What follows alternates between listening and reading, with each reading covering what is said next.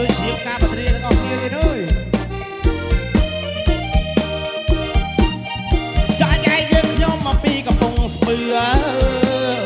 ចាំមកយកតបលឺលឺអាណាដែរថាយាយយើងខ្ញុំមកសូវចេះក្រែលចាដែរឡាដែរមកយកតលភ្លឺអីសានក៏វាតាញចាញចាំមកអូនសាយស្ញាញ់បងសាយស្ញាញ់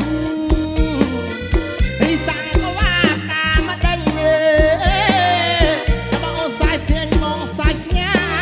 ញ់អីសានក៏វាតាក៏ផ្លោក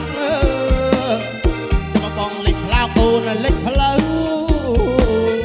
អីសានក៏វាតាលបើ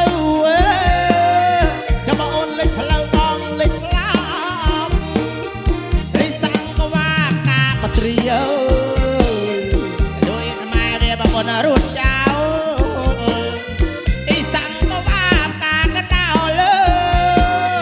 តែបងប្អូនរត់ចោលវេទនាទៅម៉ែវេទនា